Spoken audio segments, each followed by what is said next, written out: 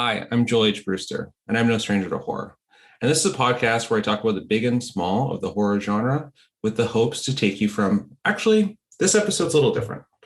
Today with me, I have a casual horror fan. And over the past, let's say a couple months here, we've been friends and I've been trying to convert my friend Anna Jo into being a full-blown horror film fanatic like myself.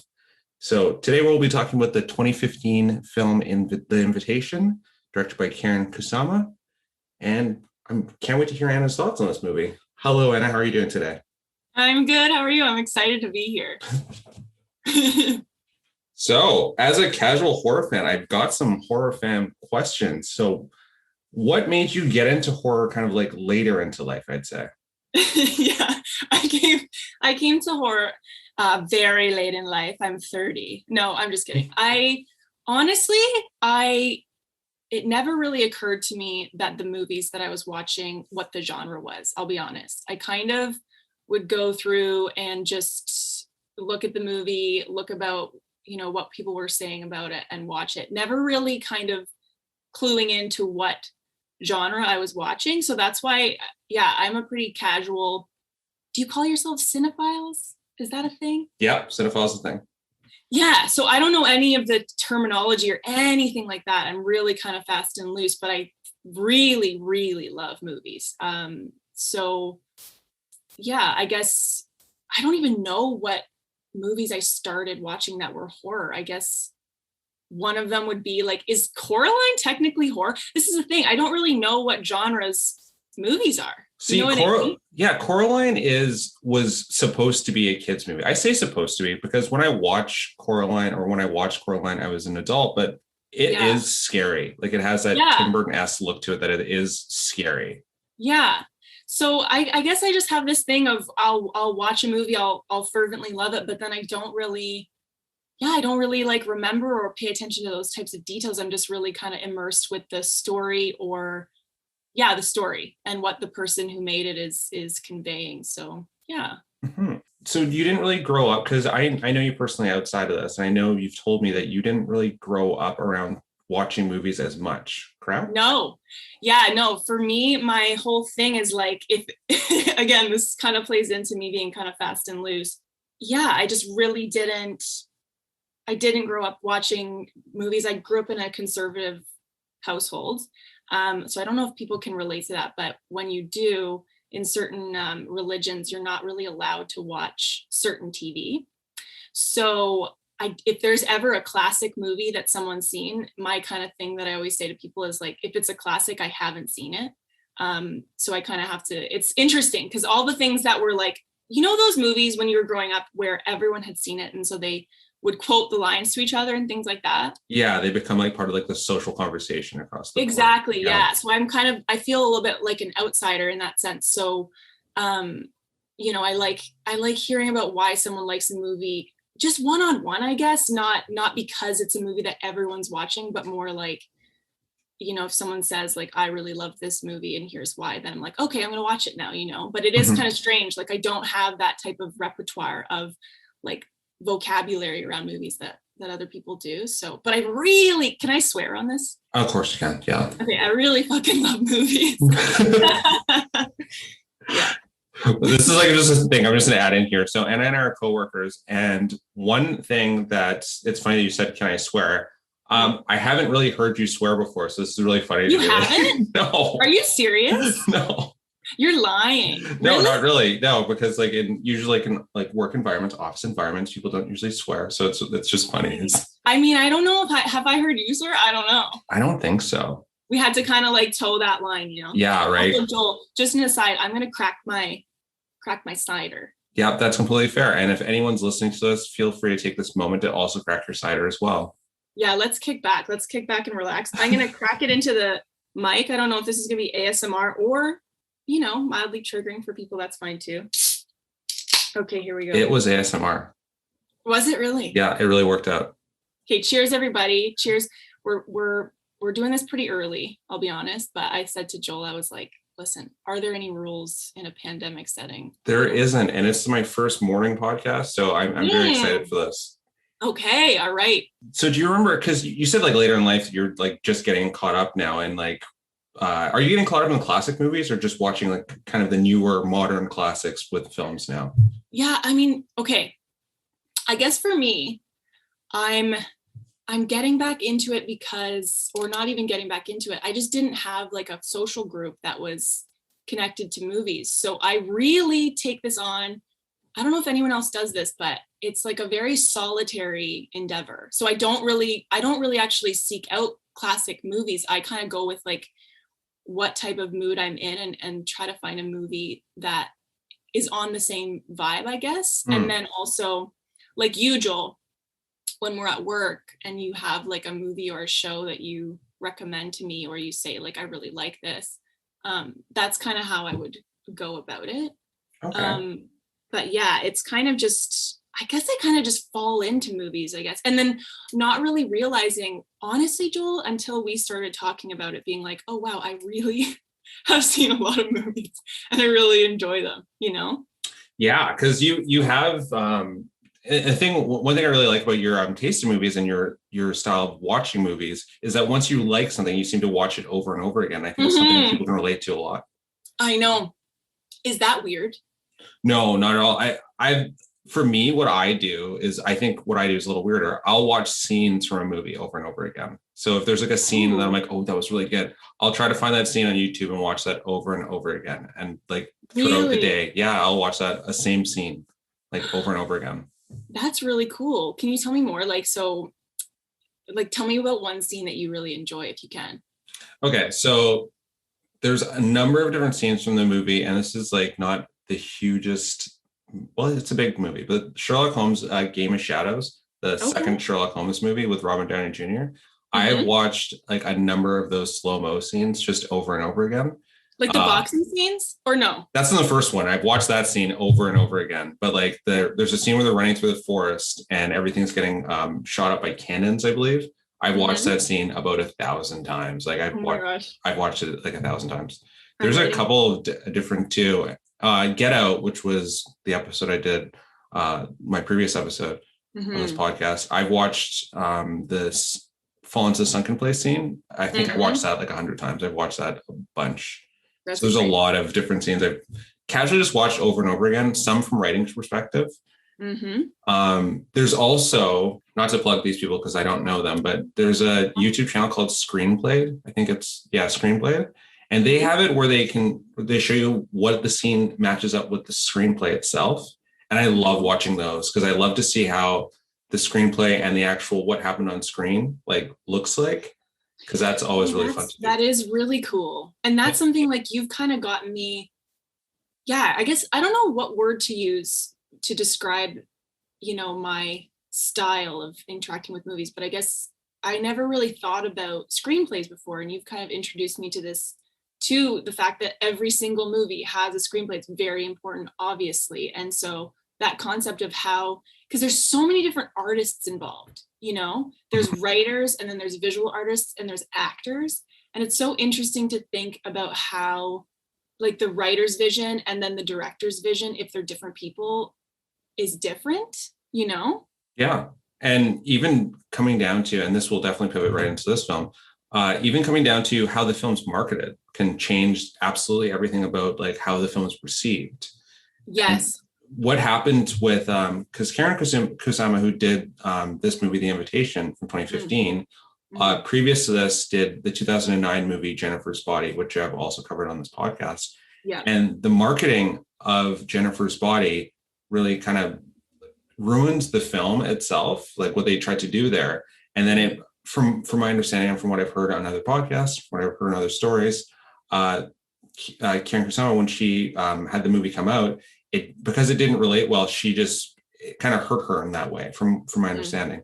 And now on The Invitation, when they shot this indie film, they actually had full creative control. And even down to like, it wasn't as big, but, if you haven't seen the movie, anyone listening, I recommend going to watch it on, it's on Netflix right now. It's a phenomenal movie. It's beautifully art house, and it couldn't be more different than Jennifer's Body. They're like night and day. Like her work in both these films is brilliant and very beautiful, but they couldn't be like two different. They're the most different movies I've ever seen in someone's career back to back anyways. She is, you know what I kept thinking about when I was watching this movie is that she is fucking brilliant. Like the way this movie is shot is so pivotal to how it makes you feel, you know? And I was just wondering, like, okay, so the word that I was thinking about to describe what I kind of was trying to say earlier is I think I'm a little bit illiterate when it comes to describing how I feel about movies and all the different words that are used. So I love when you use words and you start describing movies because I'm like, oh yeah, that's what I mean. That's what I mean. And I was just wondering if you know whether she has done any interviews to talk about what happened with Jennifer's body, because I think it's important. And kind of what she, like, has she had an interview where she's explained from her side how that went down, like how the marketing went so awry when they were really objectifying Megan Fox and things like that? I believe there is, and I'll put some in the show notes. I just can't think of them offhand, but I've heard from different people that there is interviews. I just haven't seen them personally. But I will find some more material on that and put in the show notes because I'd also like to see some more about that. I've heard about Diablo Cody's response to it, and her response to the marketing was pretty jarring. And I guess. Can you tell me more about Diablo Cody? Yeah, Diablo Cody is the screenwriter of Jennifer's Body. She famously wrote Juno and a number of different things. Okay. Yeah, so she's such a good writer. I was actually at a panel once where she was, and it was she was amazing. She was really interactive, spoke to a lot of people in the crowd. Definitely a writer that like I kind of idolize as far as dialogue goes. There's a lot of writers that really inspire the same sort of the fast talking kind of awkwardness of dialogue that I really love. Same, Joel. I love that awkward. Speaking as an awkward person myself, I have extremely high anxiety. So I love it's so therapeutic to watch that awkward, jarring humor dialogue. So that's sick. Right. See, this is why I chose this movie for us to go over on this podcast. Because one, like I wanted to have someone on the show that was like a casual horror fan, but also this film, because from our conversations, I feel like we have the same sort of like awkwardness and like anxiety towards certain things. And this movie to me was, I think it would be like classified as a thriller, but it was a horror movie to me because of the awkwardness of the entire thing made my skin crawl. And I was like, oh, Anna's going to feel the same way. Because when they're at the table, when they're in the house, going to that situation, I was like, that's my nightmare. All this was my nightmare of a situation. So honestly, dude, I was writing notes when I was doing this. And the whole time I was like, this is genius because I feel like such an outsider at dinner parties. I don't understand how to act at all. And so I thought I was thinking the exact same thing. I was like, this is going to be so interesting to talk about how they've used like the awkwardness of a dinner party for myself. I know there's people out there who go to dinner parties and they're like, this is amazing. I'm having a great time, but that's not really my vibe. Yeah. So to feel, I just thought that was so, I don't know if that's like what their intention was, but it really played into, I don't know, for me, how I experienced the story. Cause I just was thinking about how when I'm at a dinner party, I feel so fucking awkward and I don't know what I'm supposed to do, how I'm supposed to feel, that kind of thing. And then to tie that in with it's a fucking, well, I don't know. Can I give spoilers? Yeah, everyone that's listening to this, be spoiler ready. Like I said, the movie is on Netflix. I recommend pausing this and going to watch the movie. It's such a good movie, and I feel like not enough people have seen it. Please continue. I agree. I totally agree, and I would add to that. Go watch it. Come back. Kick back. If you drink, crack yourself a drink. If you don't drink, make yourself a tea. Make yourself a coffee. Come hang out. Because this movie is great. This movie is great. It is. Yeah, you're I cut off your train of thought there and I apologize. That's okay. Honestly, sometimes I need help remembering what my train of thought was, Joel. So what was I saying? You're just going about like how the film itself is like kind of it felt awkward, like it's, and you felt awkward like just watching it too because you didn't. Yes. Yeah. So okay, and also I thought the main actor, like our protagonist, what's that actor's name? Sorry. Logan Marshall Green's that actor's name. Okay, Logan Marshall Green did such a great job of being and maybe you can speak to what this is called, Joel, but the person who is the audience, basically. What would you call that? Well, he's like the audience perspective because I felt like him too. The whole time Yes. I felt like I was like, oof, I relate to this guy a lot. Absolutely. Because he's the only one being like, this is fucking weird. Like, Yeah. why are we doing this? And I just felt that that really tied into sometimes when you go to dinner parties where in groups of friends, like you love your friends, but there's certain groups of friends where there's something big or awkward that no one's talking about. And Mm-hmm. that's a very common experience, I think, with people. And so to kind of twist that and then make it about something else is such a genius, I think a genius horror device, really. You Yeah. know? And one thing I really thought that this movie is a perfectly timed for like when this episode's going to come out, as well as like where we are right now, Mhm. is that this movie is a perfect after the pandemic movie. Because I feel like there's going to be a number of these, hey, we haven't seen each other in 2 years. We haven't seen each other in a while, sort of party situations where Mhm. something's happened, friends haven't seen each other, but they're excited to see each other because the like pandemic's over, right? I'm Yeah. not saying the pandemic's over for anyone listening to this just yet, but I think it will be everyone over. thought that you meant the pandemic was completely over. You heard it here first. It's Joel over. Brewster is claiming. I do a pull quote and write an article. Joel Brewster claims pandemic is completely over. Just gets the show canceled. But that's what this movie felt like. It felt like it was like what the world will feel like after the pandemic, with a bunch of awkward friendships that have Yeah. kind of not slidden away, but they haven't talked in a while. Especially if something big's happened between the groups of Trauma. friends. Yeah. Yeah, Yeah. trauma. Yeah. Yeah. So that's why I thought this movie, rewatching it now, was good, and also with someone that hadn't seen the movie before, like yourself. That's why I Mhm. wanted to hear your perspective on it. You know what, Joel? I have seen this movie before. Oh, no way. And I'll tell you more. I'm telling you, and I'm just gonna say this might just make me a weirdo, but I am very strange.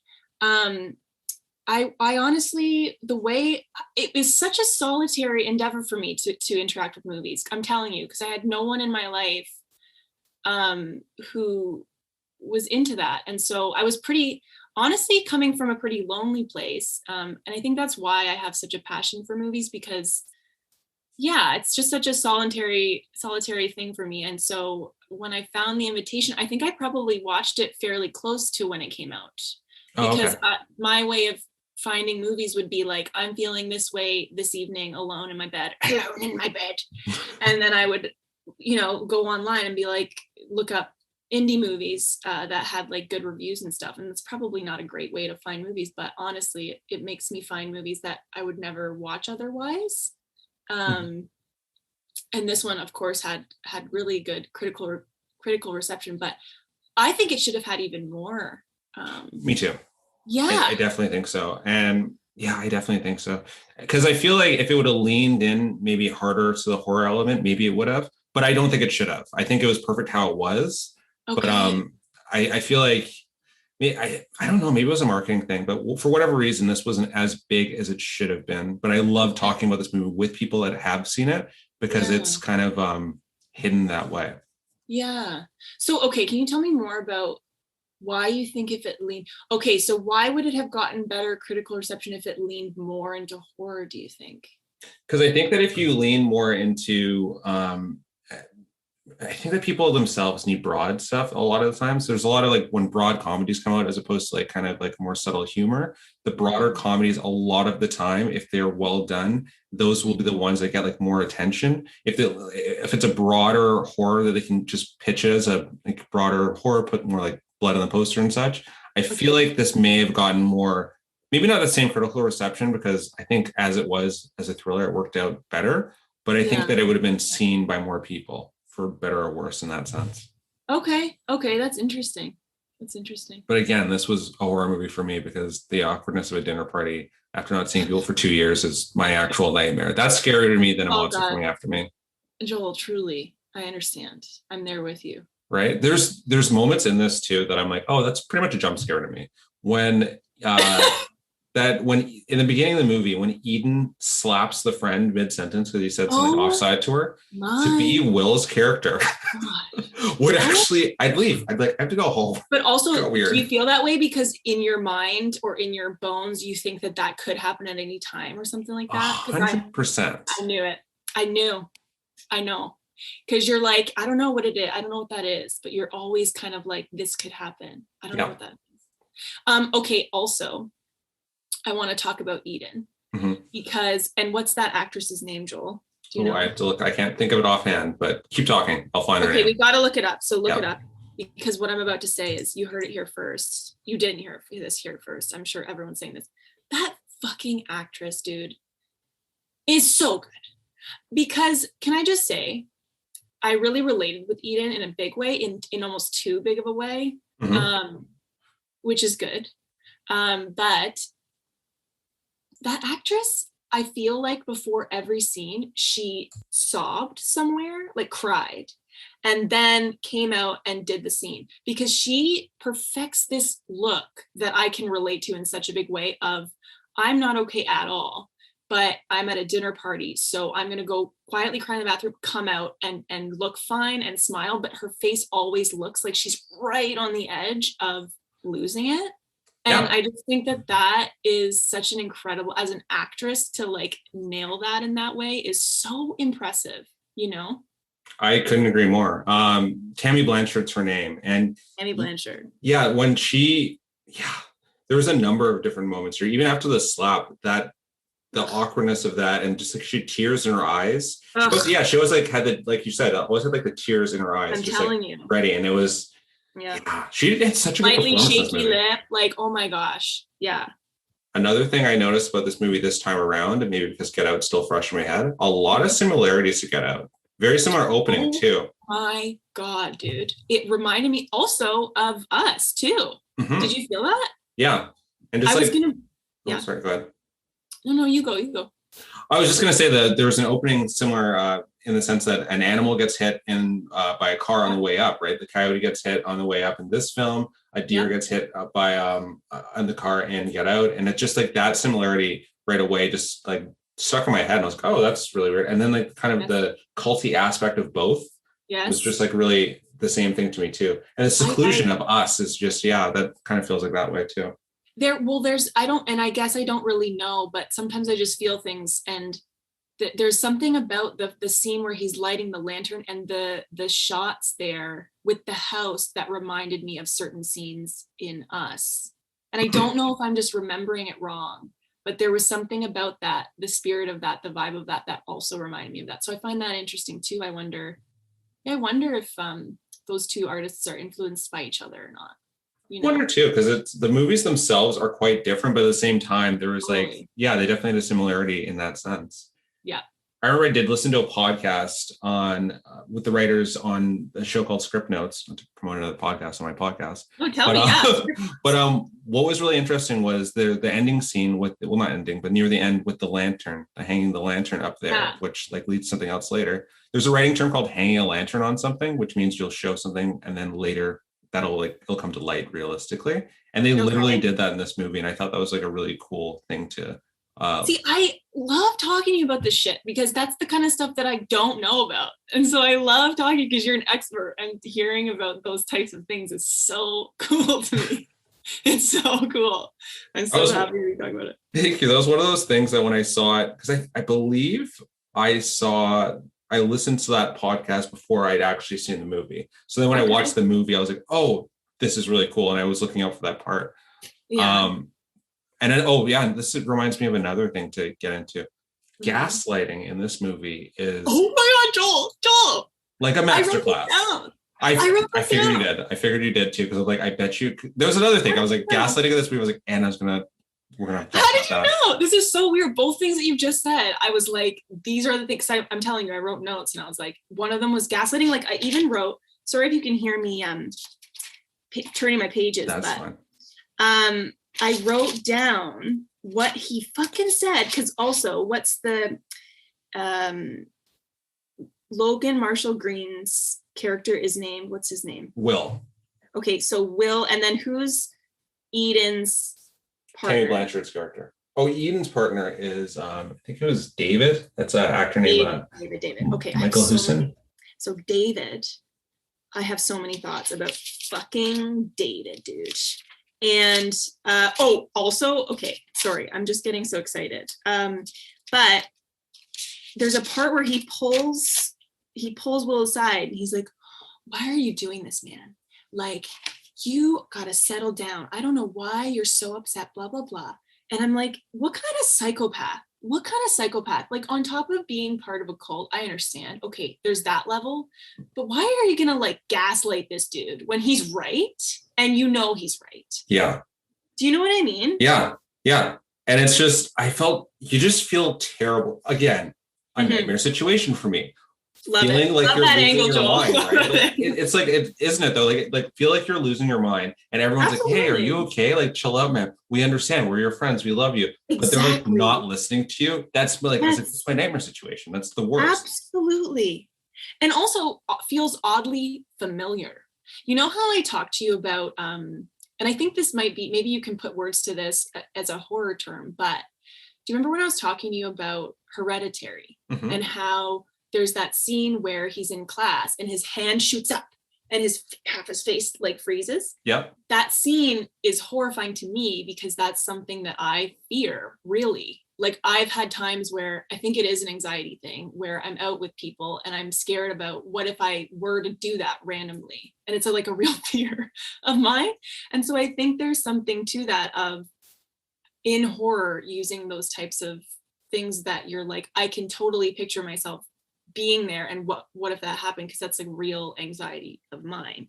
And I think that's when horror is the scariest, right? When it's personal, right? Yeah. When you actually see your actual fear come to visualization, you're like, oh, one, I'm not the only person thinking that. Two, wow, that's what it'll look like if it happens. And I think that's obviously the scariest part of it. Yes, exactly. And I think too, they did such a good job. Everyone on this project did such a good job of making it feel real, so that when, and this is jumping the gun a little bit, I have a lot of other stuff I want to talk to you about before this, but this plays into what we're talking about. When the first act of physical violence happened, my adrenaline shot up because it felt like I was like, oh my gosh, that's what it would feel like to shoot your friend. Like, in that situation, can you imagine you're at a dinner party and suddenly, you've had this plan, you're in a cult, but then there's no going back. That feeling of no going back, they've actually just shot someone. So they poisoned the first friend, right? Which is also, I want to talk about the different elements of types of violence in this movie, which is very interesting. But the first time that he shoots someone, and everyone, and just imagine what that would be like if you're in a group of friends and that happened.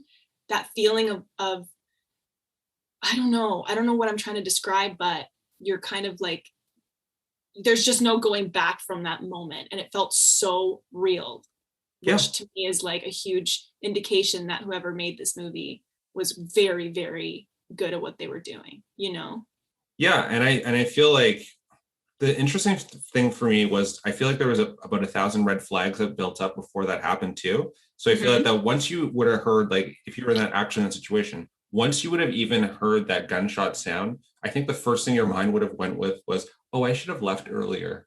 And then it would have been like, oh, I'm in a lot of danger now. I've like, do you know what I mean? Like, I feel like that would just be such a game changer in this movie. And Joel, this brings me to the main question that I think everyone should ask themselves. This should be the question of this movie, is at what point, if you were in this, would you have left? I think everyone needs to answer that question. I have my answer. I wrote it down, and I want to ask you first.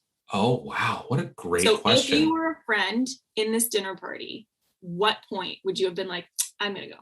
Oh, wow. If any. Yeah, I think I don't think I would have showed, but if number one, because it's my neighbor. Friends. Yeah. This is why we're friends. I would have not showed. I feel like I would have gotten weird vibes at around this. I think the slap, if I was Will, because there's different people that had different perspectives. But if I was Will, the moment would have been the slap. But that video that they showed too, I'd be like, oh, this is a cult. I think I have to go home. And I would try to get out of there, really, because that video that they showed, which, fair enough, there are circles where that video could have been showed in a way of, this is just kind of what I believe. This is how I got through grief. This is a very like understanding thing. But there was enough things that led up to that video that I would have been like, something's going on here that's not feeling right. Yeah. What's your answer? Okay, so mine is so we have to talk about Pruitt, of course. We have to talk about Pruitt. Yes. Okay. oh my God. I kept being like, this guy is so fucking scary. And I read that they actually wrote that role for that actor, eh? I read that. I saw that too. Yeah. He is, I feel like it's funny because he looks like just like an average looking guy, but at the same time, you might as well have had like a horror movie monster just there. Cause I'm like, the size of him and everything, he was horrifying for that role. Let's talk about that, because honestly, also the other thing I noticed about Pruitt is that their placement of him in every shot is so fucking scary. He's always like right on the edge of the shot, or in a place, and he's always moving. I was going to talk about this too. They shot it kind of like a play almost, where everyone's kind of moving around all the time during the shots. I had a very similar note to that. It felt like there was a fluidity to the story, right? Like it actually felt like an actual party. People kept coming in, and but like a play, that's explains that even better. But I thought it was like shot beautifully that way, because you never knew really what to focus on. And I feel like if you watch this movie like 30 different times, you'll focus on different things. I absolutely agree. And I think that they did that on purpose. And I love when movies do that, because I just think, I don't know, I love when they do that. But so Pruitt, if you notice, he's always in a really scary position where you're like, you don't know what that guy's going to do next, kind of thing. Mm-hmm. And so my answer to when I would leave the dinner party is when Pruitt starts talking about how he killed his wife. Oh, yeah. Yeah. Oh, yeah. So that's the part for me. That's the part for me where I was like, okay, I would literally be like, I'm just going to go to the bathroom. And then I would, because I thought about this quite deeply. I would be like, I'm going to go to the bathroom and go to the bathroom and then come back and quietly like slip the key, like turn the key, and they'd be like, where are you going? And I'd be like, sorry, my mom just called, I gotta go. And then I'd like race out, because we also need to talk about that someone did try to leave. That's right. Claire is the character's name. Maria Delfino is the actor. Love Maria Delfino. She did great. Every actor in this movie was so perfectly casted. Oh gosh. Yeah. But I felt like her leaving, her deciding to go when she decided to go was the most adult decision I've seen in a movie. That's the best way to describe it. It was a very adult decision. It's like, this has gotten weird. My friends are making out, like my married friends are making out. Absolutely. I just brought out Coke. I feel like, and we're talking about like this, it's gotten too weird. I got to go. Like, don't get me wrong. There's parties where all things are applicable and definitely appropriate. Not to say this, not to shame anyone to say this is inappropriate. I'm just saying in this room, is the strain, like it was too weird for the vibe of that room, because there's parties where I could stay with those situations, there's definitely parties I could leave with those situations.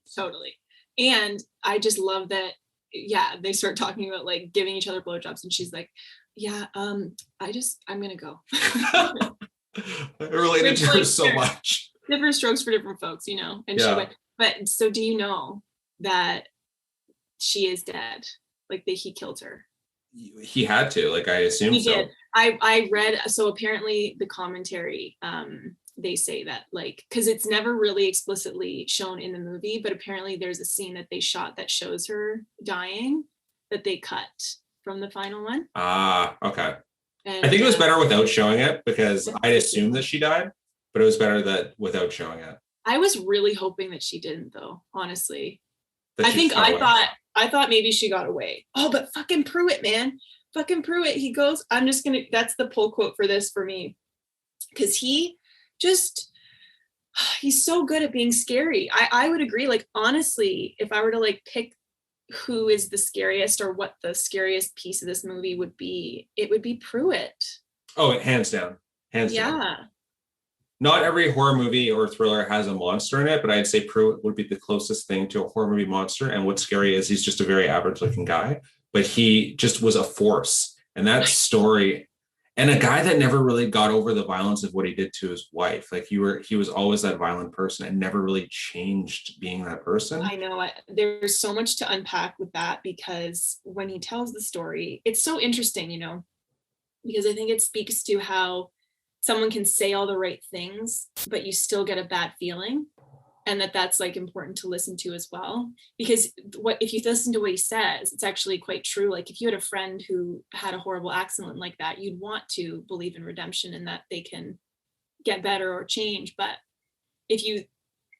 so the thing I wanted to talk about is how violently they killed they're friends, you know? Yes. So Eden on the one hand, and I think that there is a difference, like Eden on the one, not saying it's ever okay, obviously, but it's so interesting how it felt like Pruitt and David, dude, but they really, when the poisoning went south, they were very much like gung-ho about killing them in very violent ways. It's like a switch flipped in their heads, right? Yeah. So I thought that was interesting and strange, like really strange. There's a scene where David like jumps off a balcony to kill their one friend, the friend whose partner isn't there. I forget his name. Not Miguel, right? No, not Miguel. But anyway, he like David jumps off and he's like stabs his friend. Mm-hmm. Like, what the hell? Yeah, I thought that was interesting. And I also thought, I liked how Pruitt's, with the violence of who Pruitt was, I thought the violence that of how he died really matched really went along with his character's arc, I thought. Oh God, yeah. And Kira, that's her name, right? Yes. That's the girlfriend. I fucking love Kira. Kira's dope. Like, honestly, can you imagine being the partner to go into that? That's just like, again, my nightmare situation. That's and she does it. Like, she does it. She saves the day. How did you feel about I gotta find the boyfriend's name that showed up late after that blow up? I thought that was the worst situation. How crazy would you have felt? I'm like, that would not make you feel good. You've been gaslit the whole time, and then the guy shows up. I was like, after that blow up, because it's so awkward at that table, that has to be one of the scariest horror movie scenes I've seen in a while for who I am as a person. I love that. I love that it's so triggering for you. That actually is going to be like, because I could picture myself being the person to blow up like that. Like, that is 100% something I would do. Like, I'm like, no, this isn't right. No one's listening to me. And I've been trying to be subtle and nice about it, but it's been weird. And then I could see myself blowing up like that. And then the person walking through the door is my sort of situation that would happen to me. And I'm like, we have to go now. I know. And I also loved the Choi story of like, because that thread lasts a really long time. It starts at the beginning where, God, this movie is so good. Like, because it starts at the beginning and you're like, oh, that's fucking weird. Why isn't Choi there? You know? Yeah. And it lasts. And then there's that penultimate thing where he's like, Choi called me, dude. Like, I had the phone call. And then he walks in the door. And so you are always kind of like, is nothing going to happen? Like, is this dinner party fine? You know? It's that pulled the rug from underneath my feet so much. And just because the subtle hints of really, I feel like that if it was a horror movie, how it would work out as opposed to a brilliantly done thriller like this, if it was a horror movie, Choi would have been dead. And that's what I think the setup is in your head. You feel like you feel like Will would find Choi's body, and that would be the thing. And that's when things would go off. In a typical horror movie, I feel like that's how that would work out. But the awkwardness of Choi actually walking in the door and it just being a misunderstanding to me is 10 times scarier than it being Saw. Do you know what I mean? Like, if they would have found Choi's body hung up, and I would be like, oh, that's, no matter how violent it was, I would be like, oh, that's, I don't like that. But if they would have shown, but having Choi show up late and like coming in, kissing his girlfriend, be like, hey, sorry, I'm late. And everyone kind of confirming that Choi is always kind of late, but everything about that just worked out so well. Can you tell me, so first of all, I'm the type of viewer who I probably will never watch Saw, I don't think. Can you tell me the difference between like a thriller and a horror? There's a lot of schools of thoughts on like what makes a thriller versus a horror, but if you're talking about like what the difference between say Saw and this would be, it would just be like the measure of violence would definitely be a difference, would switch us from a thriller to a horror. Like, if this movie to switch from a thriller to a horror, there would just have to be a lot more elements of just dread going into this. And this one was built more along the story as well as the dramatic impact, as opposed to the actual like dread and fearfulness of it, which a lot of films like Silence of the Lambs would be an example that has been called a thriller. But there is some films in the horror landscape as well, like Get Out. People were calling, a lot of people in the school of thought called Get Out a psychological thriller. And I wildly disagree with that. I think Get Out's a horror film. Okay, can you tell me why? Tell me why. I think Get Out's a horror film because a lot of the things that are in it, one, are work outside of it being a possibility, right? You can't actually do the brain surgery sort of situation and put someone else's brain in someone else's body. But also the build-up, even the score and everything about it was done like a horror film. And I think that Jordan Peele is making a horror film. Jordan Peele has said he was making a horror film. Right. But again, a lot of people within the horror landscape disagree with that for whatever reason. I think the piece that to me is the most important from my perspective is what Jordan Peele said it is. Yeah. Because he made it, that's kind of where I sit on that, probably. But that's interesting what you said about the score, because the music in this movie is also really on point, I found. Yes. Yeah. Yes. Like I found that it scared the shit out of me, the music that or I don't even know it's music, but the way they used sound in this movie, I think also in terms of whether you call them thrillers or horror movies, is a huge piece. Like if the music is off in a movie, you can definitely tell. It's really strange. And it's kind of, I find it's funny as someone who watches movies but isn't really educated in movies, you take a lot of things for granted. So if they're done well, you don't notice them, for example, right? And I've watched, I forget which movie it is, which is probably good because I don't want to drag movies, but there was a movie I watched and the music was just off. Like it wasn't on point. It was kind of just timed off and maybe a little too loud or something like that. But it completely took you out of the experience. Whereas when music is done well, like it is in this movie, it's like, it makes it so much more scary. Oh, absolutely. And I feel like a lot of that comes down to, like after the film, right? A lot of the production can come down to them choosing outside of the director. For instance, I had a kind of conversation on music on one of my earlier podcasts about Zack Snyder's film Dawn of the Dead. And that director, Zack Snyder, he chooses a lot of his music for the films. And his films are a lot more action-packed, sort of like horror or action-packed superhero films. But with him choosing the music, it does change the tone of the movie. And it's a creative thing that producers don't usually like.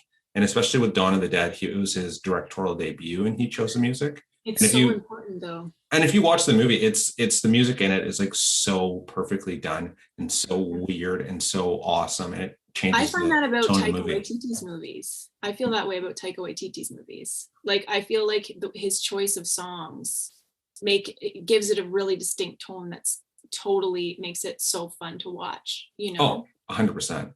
I don't know. And again, I'm not in the industry, so I don't know how much of that is his choice, but I really feel like if I were to make a movie, music and having certain songs at certain points is fucking so enjoyable as an audience member. Like Booksmart did that. Do you remember Booksmart? Like Love Booksmart. Yeah. I don't know if Olivia Wilde was making those calls, but I found that the choice of music for that movie really set the tone for what that movie was, I feel like they're really getting a handle of it now, more so than if you watch movies even like 5 years ago. It's getting trendy now, eh? Yeah, even the trailers, right, for movies. Like, do you remember the trailer for Us? Do you remember seeing that trailer where they put this on? I'm sure I saw it, but I can't remember. Tell me. Okay, so in the trailer for Us, and I'll put this in the show notes as well, they have the song I Got Five on it, which is like a great rap song. Yeah, and they slow it down. I'm like, this is the coolest thing I've seen for a trailer. I was like, this is I watched that trailer over and over because I watched it.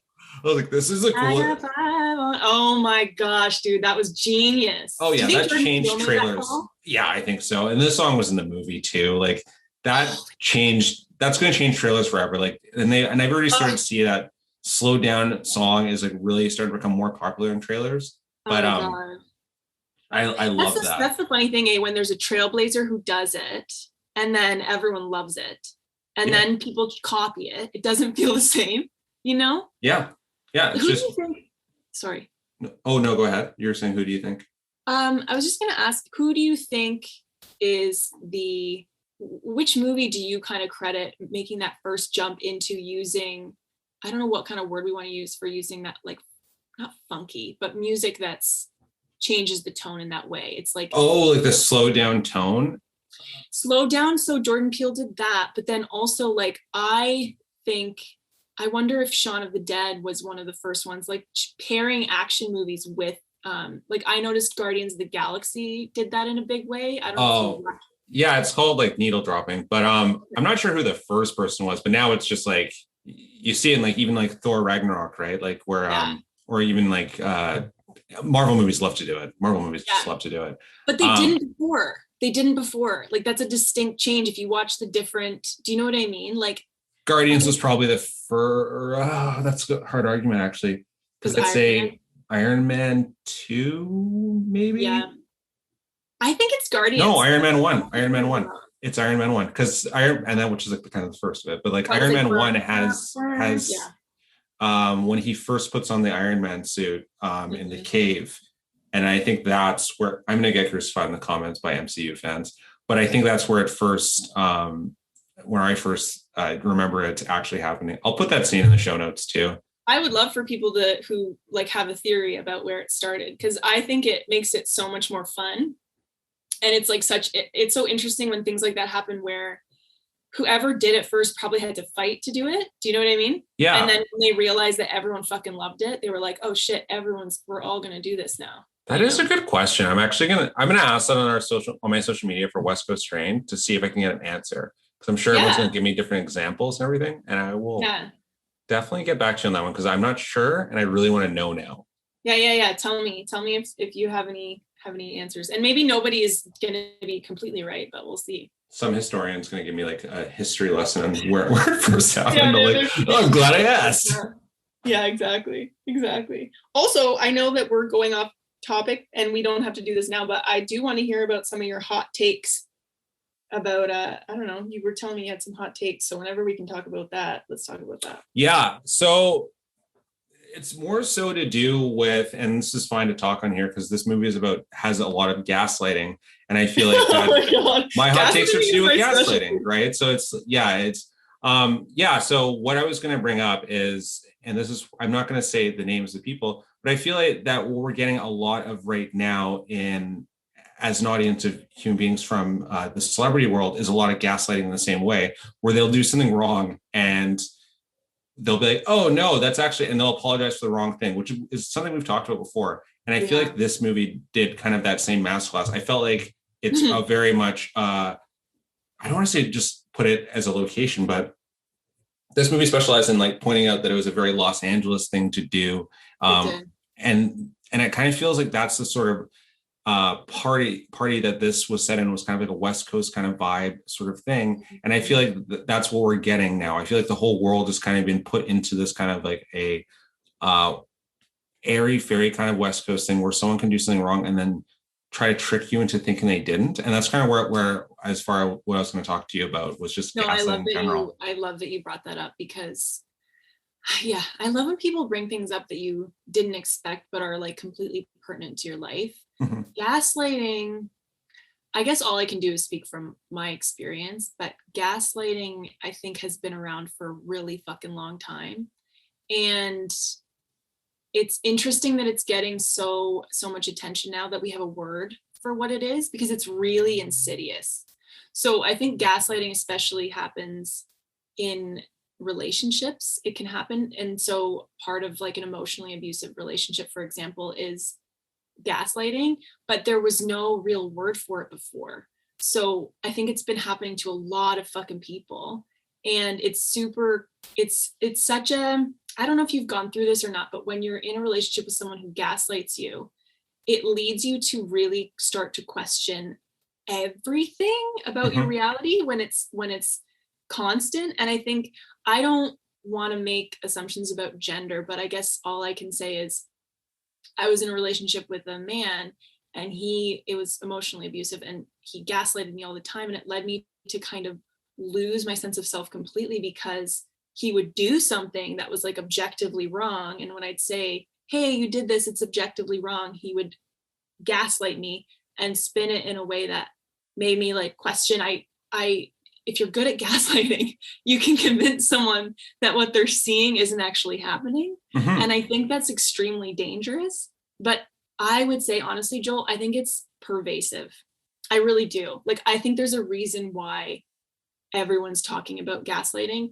And it's really interesting because I wonder if the people who do it, because like you said, I think what I'm hearing you say is a lot of people who are apologizing for things, they're gaslighting people, is because maybe they've never really learned to apologize for something, or they've never really learned to empathize with people or not. I don't know. It's interesting. And I think that a lot of it has to come down to like the power dynamics in the situation, right? Mm-hmm. So I do feel that now we're getting it on a global scale. I feel like that we're getting gaslit from like people, but also like from the media, from everything, that now it's just, it feels like you don't escape it, right? Like, apologies here about that, that you were gaslit in that situation, but I feel like that even outside of that situation, right? Like you'd like even leaving that relationship, but you'll see it everywhere else, right? Like when you have that feeling, you'll see it everywhere else. You'll know it when you're watching something else, and you'll know, do you know what I mean? When you're like watching like not necessarily like a news story, but you're watching a story on anything, you're like, oh, this doesn't feel right. It's making me feel weird for feeling that way. And it becomes like there's no real escape from being gaslit in the modern world now, in a sense. Yeah, I think so too. And I think it brings up like an interesting conversation about reality versus words, and that they're distinctly different. I've been thinking about this a lot in my own life, of words are a mechanism that humans came up with to describe reality, not the other way around. And I find it really interesting now, people are realizing like, oh, hang on, we have reality. If you're doing something in reality that's wrong, I don't really care if you can spin it and try to gaslight me and say like, oh, I'm crazy, or this is strange. Like, I hope that people are learning to like look at the experiences of people and listen to the experiences of people, rather than listening to like the spin on why it's okay or this kind of thing. Do you know what I'm trying to say? I do know what you're trying to say. And it's weird because I feel like we have a lot more mediums to have these conversations, and hopefully people can relate and get their own perspectives from their own perspectives from other people's experiences. Yes. Yeah. So that's what I'm kind of hoping, like with like, because now we do have so many mediums, but like I said, it feels like it gives the world more ways to gaslight everybody, in a sense.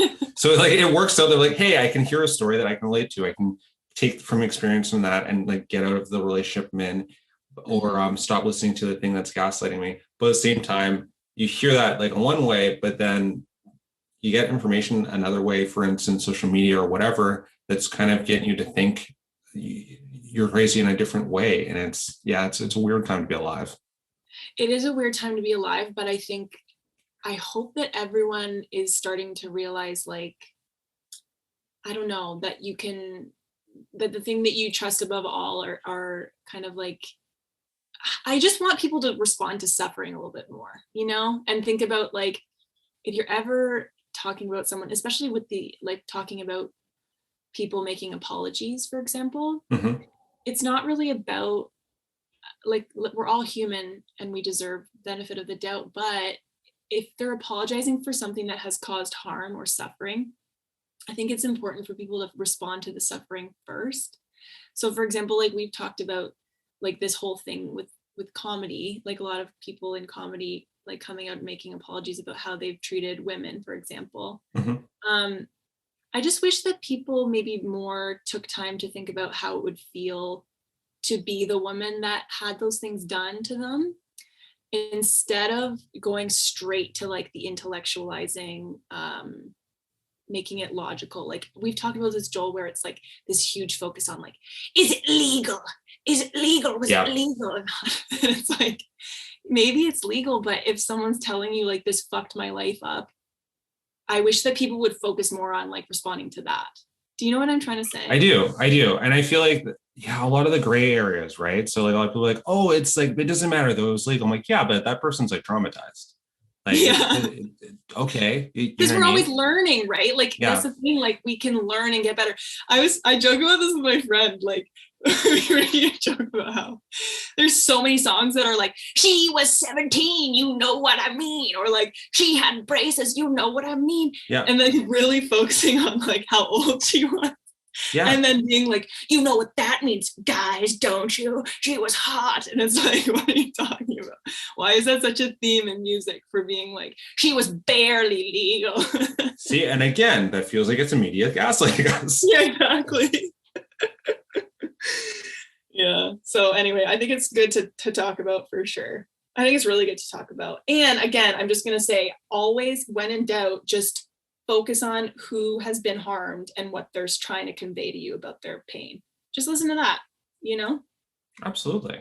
Yeah. And it feels like, and it's interesting that like this conversation came like sparked from this movie, but this movie feels like that, right? That's what it felt like. It just felt like the whole time that now it feels like I'm Will. Like I feel like everyone can relate to Will's character the entire time. That's basically the audience perspective, that just everyone just not really listening to him, and his pain was very fascinating to watch. And the slow, and I feel like he did everything right, which was what really made me feel uncomfortable, is that like he was doing everything right. He was like really calm. He was very nice. He was very polite. He tried to understand from the different perspective. He was defending people from a different perspective.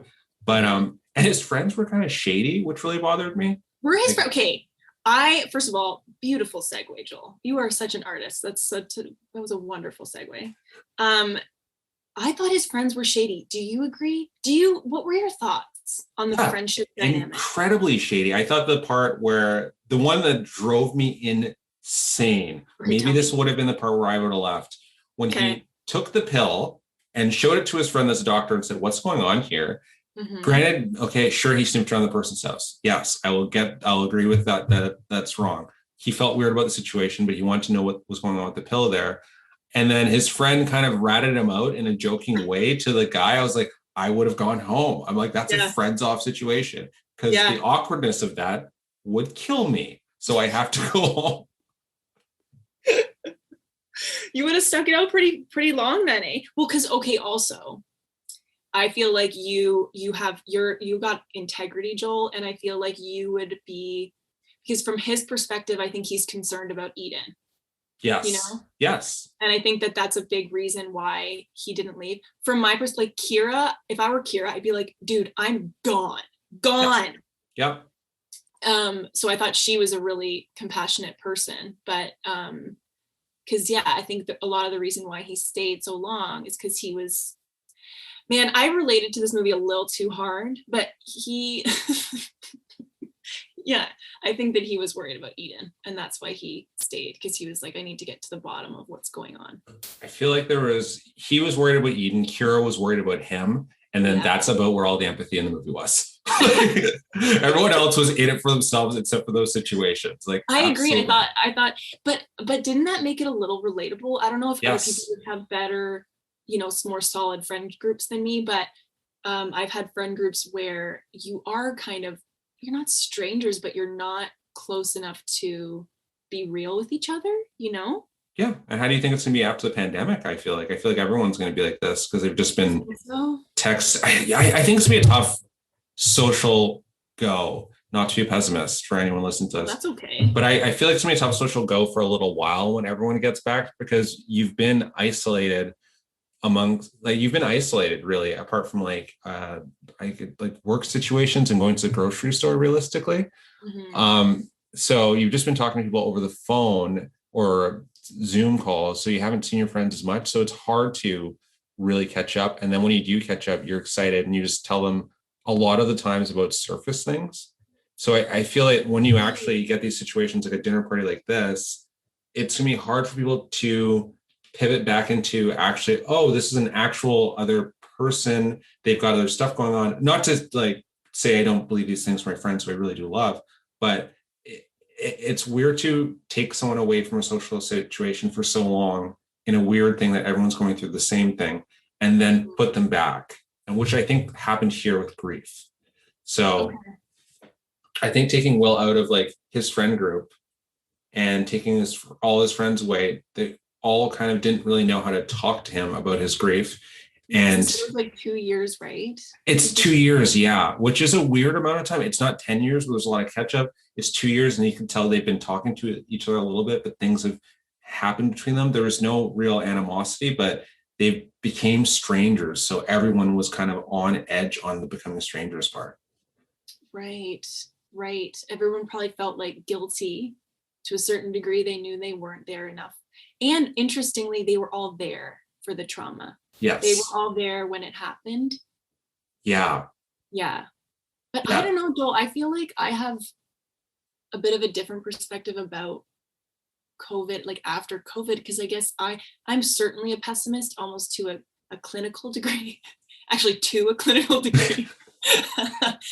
So this is strange that I'm saying this, but in my mind, COVID has kind of like stripped back this sense of like, I just feel like before COVID, people were, and this is why I have felt like an outsider like for so long, is people are really good at kind of focusing on the light stuff in a way that I don't really understand. So the surface stuff, like you said, and I feel like COVID maybe stripped that back and caused people to have to kind of pay attention to the fact that that is surface stuff. So in my mind, I'm like, okay, maybe when people start getting together again, they'll get together they'll connect in a more real way. But I don't know if that's just naive. Oh, I like that. I hope so. That sounds better. I like that. That sounds like a better way to look at it than oh, whatever. No, like honestly, I do like that though. I feel like that's a better way to look at it than like because what I'm saying is just that like, oh, people are just going to be weird when they get back together. But you're saying there's more of a connection because people are going to realize that they didn't have what they lost realistically for that time they were apart. So I like that. Mm-hmm. Yeah. But we'll have to see. I'm really hoping your way is the way it goes though. We kind of go into like a Roaring 20s sort of style of. Yeah, but who was we've talked about this, who was the Roaring 20s really good for, truly? Yeah, honestly, it wasn't good for everyone. Honestly, I don't understand. I told you this before. I just don't understand it. But I don't want to alienate your viewers. There's one viewer who's like, I love the Roaring 20s. I'm a huge advocate for the Roaring 20s. I can't believe it. My one like historian viewer that's been listening to this, like, you know what? I'm not listening to this anymore. A really fervent cosplayer about the Roaring 20s who's so mad at you. He's so mad. Just takes off his monocle, throws it on the ground. He's just furious. Like, you know what? Stamps on his monocle. He shatters the monocle. He's like, I'm never. Oh, yeah. I want to read through my notes because I have more things that I wanted to talk to you about. Oh, I wanted to ask you, Joel, about what you thought about that scene where they focus on their, the weird, I shouldn't say weird because I'm weird, the friend that they have, the friend who's a stranger to other people, she's from the cult. Oh, right.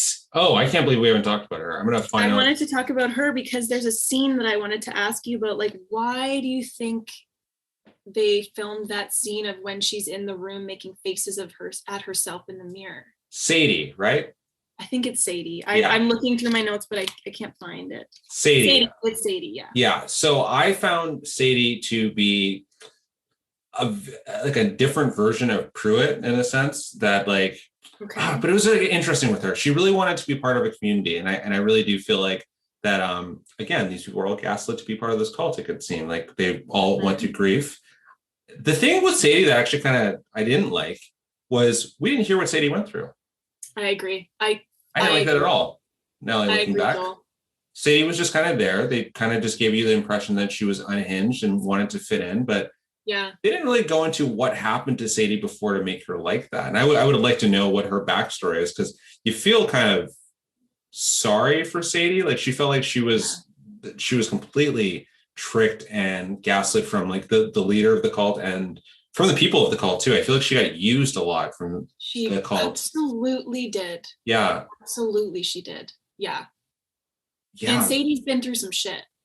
Yeah. Even within the cult where they were all seeming to be like all loving and nice, but she said, oh, they would just hurt me and you can hurt me if you want to. I'm like, What did Yeah. they do to you when they were Yeah, like, it felt like she's been through maybe sexual trauma, this kind of thing. Like Sadie, and you're right, it kind of did feel a little bit like maybe they used her as a, I don't know, you can tell me how to say this, but like maybe like a device, like a, I just wasn't, I didn't fully know what they were doing with Sadie, you know? yeah, and it looked like what my impression of her as a character was. Maybe it did work out that she was kind of an unknown, but one my impression that I got from her was that she really just wanted a family, really just wanted to be around family and wanted to be included in things. And You're right. even within this group, I felt like she got excluded a lot, but Yeah. any type of inclusion they did give her, she just dove in it. She was like, "Oh, okay, you're talking to me now. This is great. Like, oh, I'm being involved in this now. This is great." But it didn't feel genuine. And it felt like that was kind of a message of what her life was like prior to this. That's what I picked That up, is anyways. that is such an interesting take. And I love that take. I really do. And it makes sense to me because I was also going to ask you about why she was so violent and having that. So your theory is interesting because so she just wanted a family. That means that she would do anything for her family, which is the cult. And so that makes sense that she got so angry when they kind of quote unquote messed up the plan, right? Mm-hmm. She goes completely off the wall and gets really, really violent, right? She like jumps on people and screaming and all this stuff. Yeah, And so she's through your lens, that makes sense because through her background, it's like she's very passionate about her family, right? yeah, she's ride or die for that family. It really just She's showed like right. she Yeah. would do anything for that cult because I feel Yeah. like even though, from my basic understanding of her character, they definitely abused her. They definitely Yeah. I like think did so some too. things to her. They definitely used her. I They think so definitely too. treated her terribly within this cult. And it feels like no one else, we don't really know about the cult, but it feels like no one else that was present that was in the cult was treated that way. Yeah. No one else was. It didn't seem like Pruitt was treated that way. Definitely didn't seem like Eden was treated that way from the cult, and it didn't Yeah. seem like Will was treated that way from the cult. So Sadie felt like the one outsider in that group that was like kind of abused and I used think so too. sexually. Yeah. So it just Yeah. yeah. Yeah. I love that you made that point because I was also going to bring up the shot of her being pantsless, like having, like she's in a shirt with no undies and no, I'm like dating myself saying undies, but no, no, just nude on the bottom, you know? And do you remember this scene? There's a scene Yeah, I where do. she's just in a t-shirt and she has no underwear. And I thought, I was wondering about what you thought about what they were trying to do with that. Because we've talked about before, I find it interesting the way that horror movies use nudity sometimes as horror. And I Mm-hmm. have a little, like some points of contention about that. So I just thought that was interesting, you know? What I think, and this is just my assumption of what the director is going for to throw us all off, because going into this movie, we don't really know where it's going to end violently. If we go into this movie blind and we just assume that it's a weird dinner party, it Yeah. kind of seemed like it seemed originally like if you didn't think of the cult, that Sadie was like I don't know what the technical term would be or the proper term would be for a couple, like a third in a couple. Like they were part of like she was part of like a third in their couple. That's Yeah. how they first somewhat introduced her. And there was kind of that sexual Right. tension between the three of them.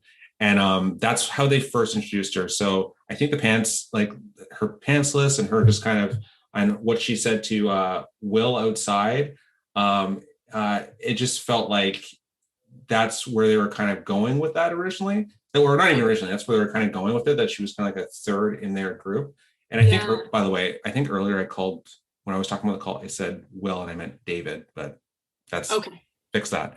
But Okay. yeah, I felt that she was kind of portrayed to be kind of a third. And then that was Okay. even kind of put out in the way of when she went outside and she was talking to Will and she said, like, you can fuck me if you like right here. And Yeah. it was kind of like just put out like she was kind of objectified in that way. And I think that kind Mhm. of just put credence to that to have her scene with no pants. Yeah. I'd assume. Yeah.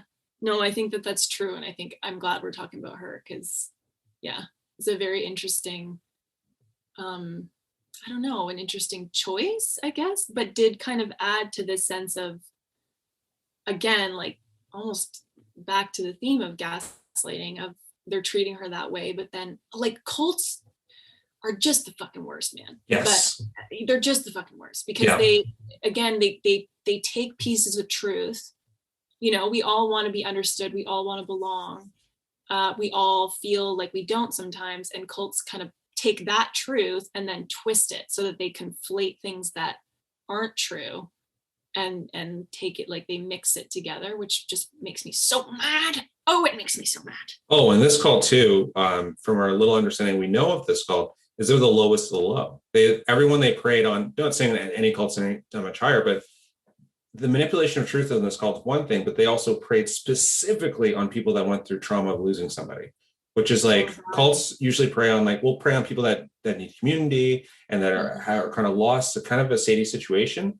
But this cult seemed to specifically prey on people that lost someone close to them, which was like it seems like the worst of the worst. And what was really interesting was somehow that seemed to work for so many people that lived in that same hilltop area. Yeah. Well, what are your thoughts on that? Like, because are you talking about the last scene when they see all the lanterns? Yeah. So everyone in that area did the same thing. That's why that was the last scene, right? But I'm man, that cult has a network. Like, did that happen? Like, that cult has an LA network, which is probably puts credence to like where we are as a society. That there'd be so many people that could be intertwined in a cult like that. Even within like a West Coast area like that. When I was watching this, I felt like this is something that could happen here. Absolutely. You know what I mean? Like anyone listening, we're in Victoria, British Columbia. I felt like that's something that could happen in like the West Coast of like here. Like it really Can you tell me why you think that? I feel that people imagine, okay, twist, I'm part of a cult. Jeez, what a twist that would be. Twist, I'm part of a cult and I come on this podcast like as an advocate for cults, and I'm like, I was very offended. I would just pivot my questions. I would pivot my questions and continue. Interesting. So it would make for good content. You're right. I would ask what they got wrong. I would ask, I'd be like, hey, what did they get wrong in this movie? What do you think from your perspective? See, this is why we're friends. You're just curious. Yeah, I love that. So, okay, but why do you think that it would thrive here? Because I think that one thing, this is going to start with a compliment, to be honest with you. I think that one thing that the West Coast is known for is kind of the more open-mindedness, which isn't like it's not like too accurate true all the time, but with it being more of a liberal sort of society, with it being more of like kind of an open-minded society, people are willing to listen to these new fringe ideas with like a cult, right? In a more conservative like society or community, this sort of cult of going against what a lot of people believe wouldn't really have ground. So I feel like that in like a West Coast place like Victoria or Vancouver or anywhere out like this, I feel like this would have like more of a ground as opposed to like, no disrespect to like Red Deer, Alberta, but like I don't think this cult would have really been able to like stick in like a Red Deer, Alberta or like a I mean, you're really going after Red Deer. I don't think there's first place I could think of. First place I got there, Red Deer. You're really going after I've never even been there before. I don't know if you'll Red Deer like, but I just, as compliments Red Deer, I just think they'd be less likely to go in this sort of mass death cult like this. Okay. But yeah, I feel like it could happen more so here than. Yeah, because I based a lot on my social media. I've seen people post a lot of things from social media from a lot of causes where I'm like, what? That's not all right. Yeah, okay, so this is the thing. You have your finger on the fucking pulse with that kind of stuff. I am not on social media and I haven't really been. I got Facebook 10 years ago and I was on it for like 6 months. I'm not plugged in. So it's just interesting to hear your perspective, seeing that piece, because that's a whole other part of it, right? Mm-hmm. And I hear what you're saying. I think you're probably right. I think that again, it goes back to like taking advantage of. Okay, I have a theory. Okay. I think that in society, the way I see it sometimes, and this could be absolutely wrong, and if it is, that's fine. But in society, there's different types of people, and the type of person who is like the trailblazer and like making change is very rare. But then what ends up happening is that there's like a tipping point where something becomes popular or mainstream. Mhm. And then there's a different type of person who all they want to do is conform. And so they latch on to the trailblazers' ideas. But then what inevitably starts happening is that everyone's ideas need to change. We need to progress. We need to learn. And so then it's interesting because the next trailblazer is a pariah. I feel like trailblazers are always pariahs until they become mainstream. Very true. Yeah. And people don't understand that. I don't understand how we don't get that yet, because we see it all the time where people who had trailblazing ideas when they were alive were treated like absolute garbage. And then we think, oh, that would never happen these days. And I'm like, it is for sure happening. Like, Yeah. Anyway, so I think a lot of us lack the self-awareness to be like, this is a cult. We just do, unfortunately, because we want to blend in, we want to conform, we want to belong. And I think, yeah, that's why people who are in cults say they never felt like they were in a cult. It didn't occur to them in those terms, you know?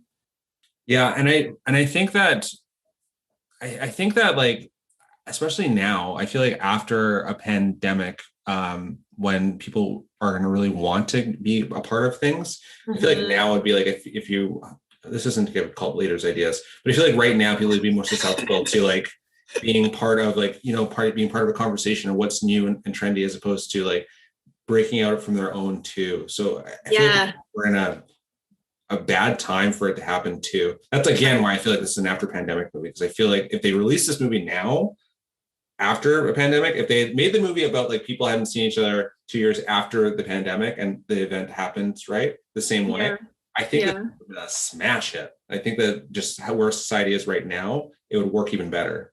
It's such an interesting take that you have there. And I think you're definitely right. It didn't occur to me. That's so true. Yeah. Crazy times. Sorry, go ahead. Well, I was going to ask, I really liked seeing, this is kind of a change in topic, but I really loved seeing a father's love in a movie. And I thought this movie, like, I really enjoyed the tender moments of like Will and the love that he had for his kid. Mm-hmm. And yeah.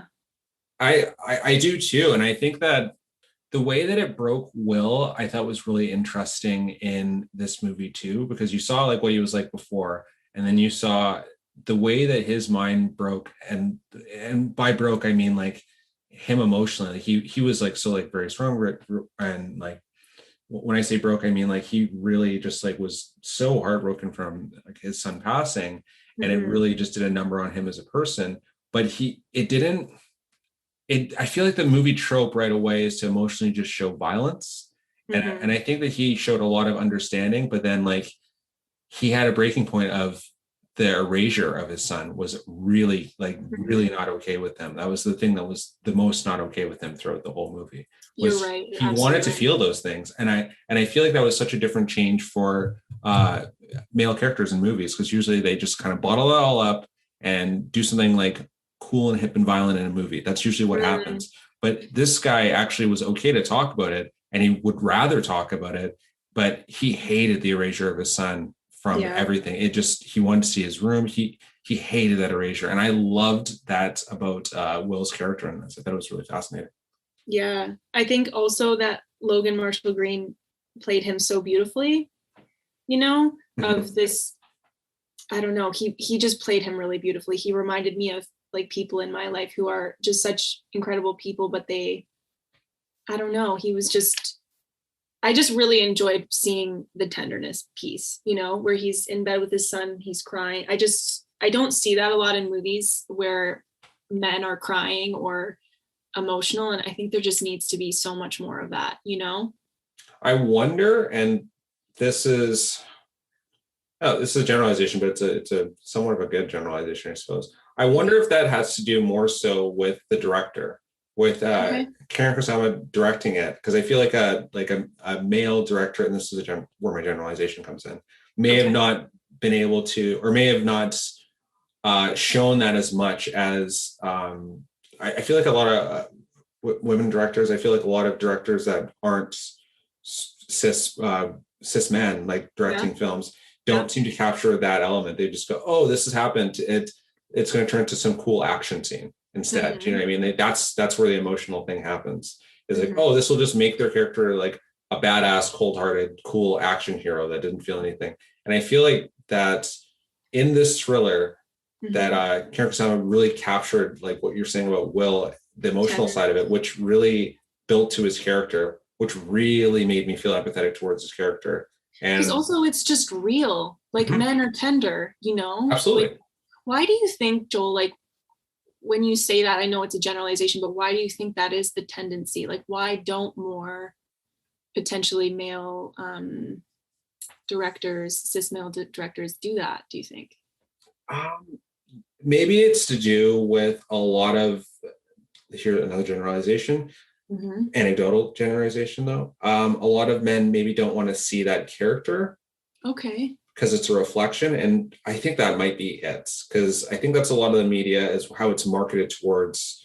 I think it's kind of changing now, but I feel like a lot of media where it's marketed towards, guys don't have those emotional moments. It's usually based on more of the, like I said, the more of the action based and being like cool and slick and not showing emotions is where they also always really try to show things. But I feel like you can't really get as connected to the character unless you show these things. And the thing is, people always think that it's done like so overboard. They're always like, oh, I was too much of showing like, the sadness of somebody. But I thought that like they showed in this movie, you don't even have to show it that much. And it goes such a long way. There was just like little snippets of it. And it goes such a long way to thinking of the character.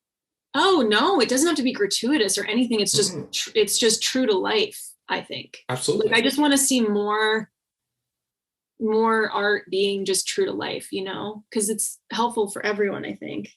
I really thought too, what you were saying about, I think a lot of this movie is the difference between how Eden responded to grief and Will. Yes. And I found it really interesting because in the end, my perception on it is that they both felt the same way. It was the way that they dealt completely differently with the way they felt, because there's a line that Will has that says, I've been waiting to die since my son died. And so he feels the same way that Eden did, but it manifested in a different way in his life than it did in hers. And I just thought that was really interesting. Yeah, I think that Eden, or at least what I was shown with Eden throughout the movie, is that she just wanted that pain to go away. She really wanted that pain to go away. Will was more okay with that pain staying because it meant that he still had part of his son. That's at least what I got from it. Oh, that's so true. Eden just wanted that pain to go away. And it kind of alluded, well, not alluded, but it showed you with her suicide attempt too, that like it just kind of seemed like she thought that this would be a way to get the pain to go away. And then the cult kind of just dove on her and was like, oh, no, this is the way to get the pain to go away, and took advantage of her. That's at least what I perceived from this film.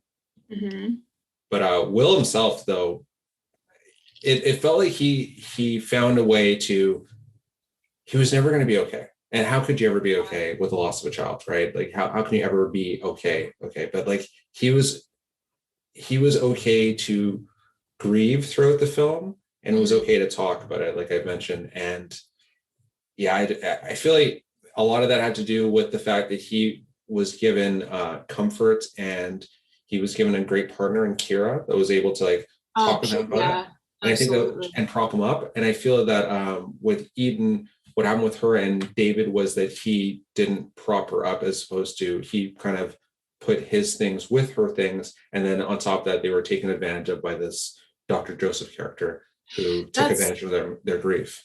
That's an interesting point. And so in your imagination, what do you think the dynamic between David and Eden was? Because we haven't really talked about that. It's weird. There is a lot of relationships out there that are propped up by one thing. Now, whether that's a relationship where someone's had like, I'm going to openly say this is not a judgment to anyone's relationship. Let me just start by saying this. Whether or not a relationship is like propped up by like, just like a child, or if they have like something together, like a house together specifically, and their money is tied up, or like a religion together, and they just share that one thing. I feel that their relationship was propped up heavily on their grief, that they're connected to grief, and then this cult was the last thing that kind of connected it. And I feel like that's what this relationship was held up by, that if you removed one of those things, I feel like they're very different people. And was a problem between them. Because there's a lot of people that are in relationships that have no similarities whatsoever, but they'll have one thing that's holding up the relationship, and that's what'll keep them together. And I feel like, and sometimes that can work out. Not everyone has to be alike or to live a happy life or whatever. But I feel like in this situation, what was propping their relationship up was incredibly toxic and very dangerous. Who do you think started them out with the cult? Do you think it was David, or do you think it was Eden? Oh, that's a tough call.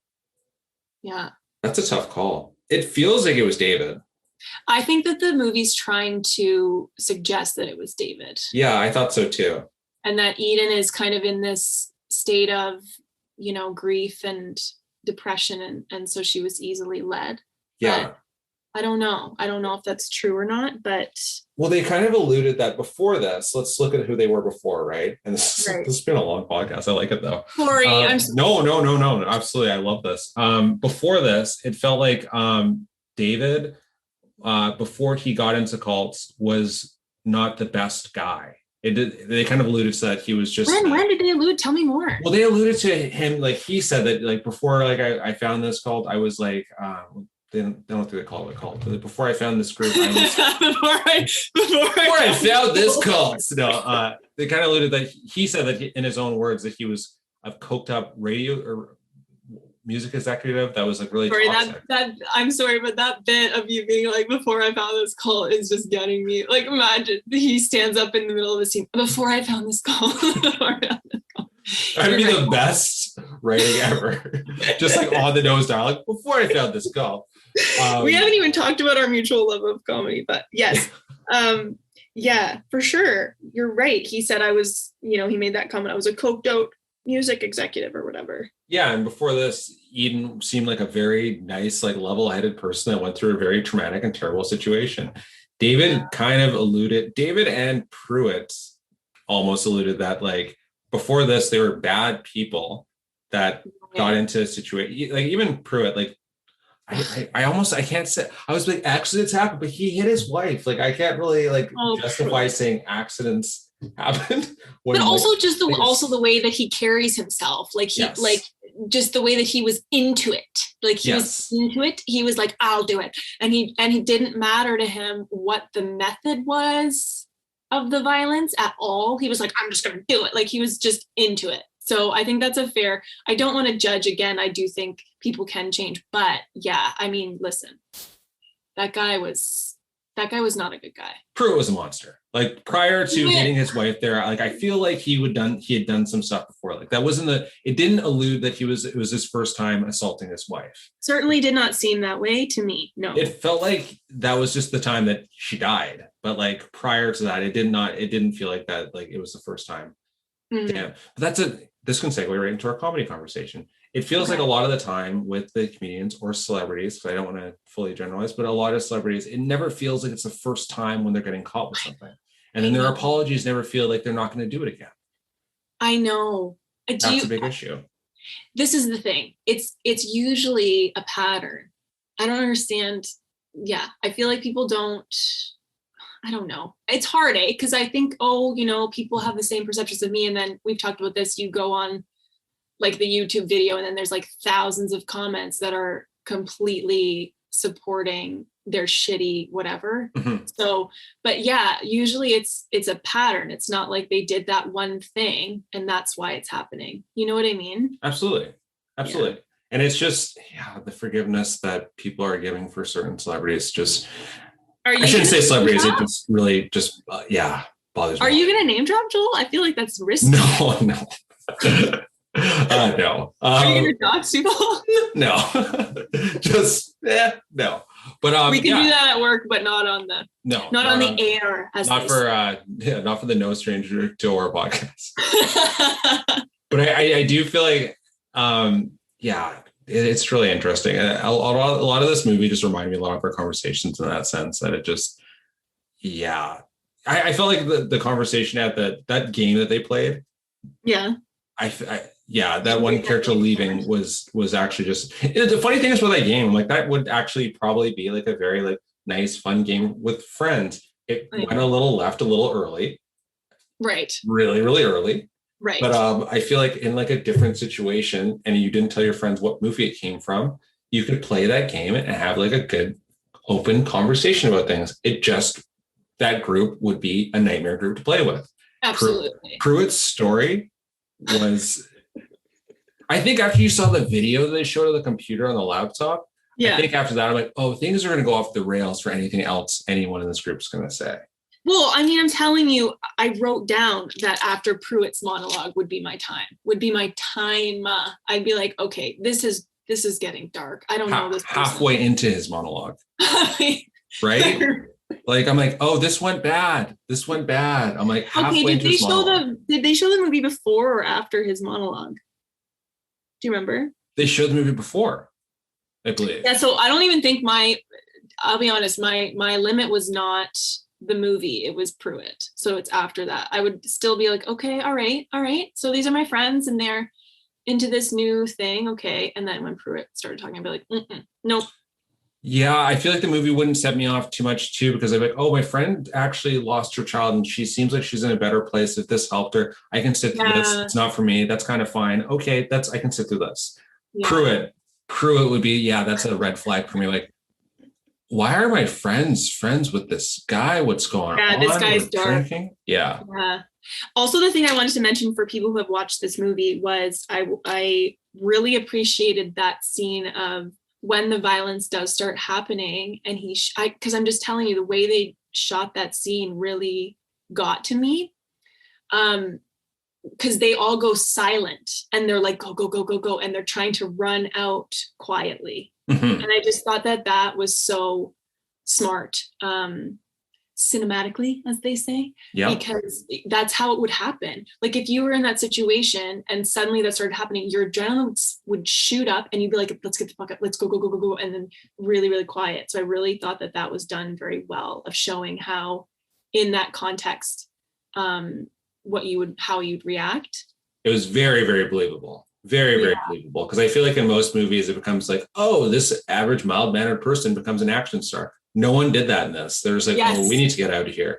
This is crazy. Exactly. And your mind would flip to, oh yeah, there's bars in all the windows. All the doors are locked. Oh, I know. When he says there used to be garage and there's no garage, and Kira's like, oh my God, no, I have a question actually, and I don't think they circled back to this, or maybe I missed it. Who came to the door? Somebody came to the door and like, oh yeah, no, wrong house. What was that about? Oh, really? Did they circle back to that? I don't know. Wasn't that when Choi got there? No, that was like way later. They thought it was Choi and it wasn't Choi. That was way earlier. They thought it was Choi and it wasn't Choi. Someone just came to knock on the door like, sorry, wrong house. Maybe that was just to show they were locking the door. But I felt like that was like, what? Is that going to come back? Oh my gosh, I don't remember that part, but that's making me think, like, what was it? Yeah. What do you think? Maybe that was their friend? Was it after their friend left? Before. Like, I'm just wondering if that was maybe like they didn't cut that, but they because maybe their friend was injured and she was trying to get back to them. No, it was before then. I think it was even before the video. Okay. It was like after the slap, before the video, and it was the first time that Will had told David. I keep getting their names mixed up. Yeah, it was first because those two guys look alike. It was the first time Will had told David about the door locking. No, I don't know. I don't know what that is, but it's fascinating. I love when directors do stuff like that, or writers, because you think, oh, what do you think it was? Yeah, I think it was to do with like to show the door was locked. To show that, like, because Will calls him out on that right after. He's like, hey, why are you locking the door? Yeah. This is because this one last thing here before we wrap up here. I think that Will and David looking alike was good. Here's why. Yes. Because I thought that like I don't know if this ever happened to you. This has happened to you before, when someone's like, hey, this is my new person I'm seeing, and the person looks just like their ex, is maybe one of the weirdest things ever. Like I think I'm getting pranked. I'm like, are you fucking this? They're identical. No? Okay, we're not gonna bring it up. And like no one brings it up, like they're twins. But I thought like in this, like it was the first, because usually it happens in movies, and I get mad. I'm like, Jesus Christ, is there more people in Hollywood than just white guys? Like you can cast other people. But this was done so well that I was like, oh, this is kind of supposed to be weird, right? They look like the same guy. They're both the same white guy with like beard and kind of longer hair. But like, I was like, okay, this kind of works out because I kind of can see that like that was, it added to the weirdness of the whole situation. Yes.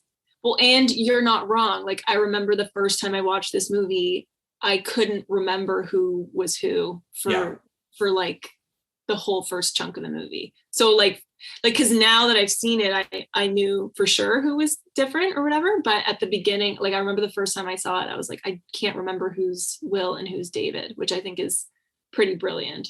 Yeah, I think that like it was one of those things. I'm like, any other movie, I feel like they would have done it. Not even purposely. They would that's just how casting works. We casted everyone in all Hollywood. Were for like hundreds of years. For sure, right? Like we got everyone in Hollywood. We got two of the same guy. I'm like, all right, fair enough. Yeah. But in this, I thought they did it really well. Yeah, I agree with that fully. And just to reiterate, Karyn Kusama, genius. Yeah, please give her about 1,000 more movies. I really enjoy her work. Absolutely. All right. Well, to wrap up here, because this has been my longest podcast episode, and I'm actually really happy about it because we went over a lot of great things with a movie that I love that I really want more people to see. And I feel like that we didn't spoil it, even though we said some spoilers in it. But I feel like even if you watch the movie, like if you listen to this podcast and then watch the movie, it still works. You'll be able to like focus on a lot more things. Mm-hmm. So whichever order you choose to do this in, anyone listening, I think it'll work out for you. Anna, before I let you go, is there anything last you want to say to anyone else? You want to say goodbye? I don't really have anything that I want to plug. I'm your notoriously casual movie going friend from work, so I actually have nothing to plug. Is there anything people should be watching that you think that?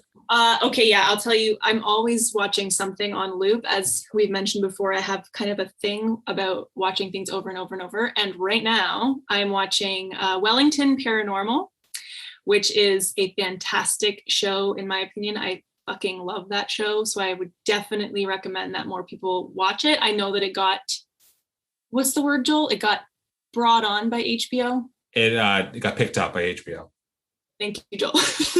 Thanks, Joel. So it got picked up by HBO. And so obviously other people feel the same, but if you haven't, and also What We Do in the Shadows, those are both shows spun off of Jermaine Clement and Taika Waititi's work. So if you're a fan of them, you will definitely like these things. There are some incredibly talented writers on those projects, and you'll love it. You'll fucking love it. So that's all I have to say. Perfect. I will put both those shows in the show notes. I've started watching them on Anna's recommendation. And now that I have a lot more, I almost said I had a lot more time, which would have been a lie. Now that I have a bit more time, I will be able to watch more of those shows. So I will get on those and I'll put those in the show notes as well. Sounds good. Thanks, Joel. Thanks for having me on. This was great. I had a great time. Thank you for being on. And I want you to come back on so we can do a show on like New Zealand horror comedies. Literally whenever you want and whatever you want to talk about, I am here. Perfect. Thank you so much. To find me guys on social media, I'm at West Coast Strange on Instagram as well as Facebook. I will be posting more articles soon, as well as this podcast, which you're probably listening to because I posted about it. Anyways, everyone have a nice night, day, or wherever you are right now. And as always, be kind, watch more horror, and I'll see you guys later. Bye, everyone. Bye.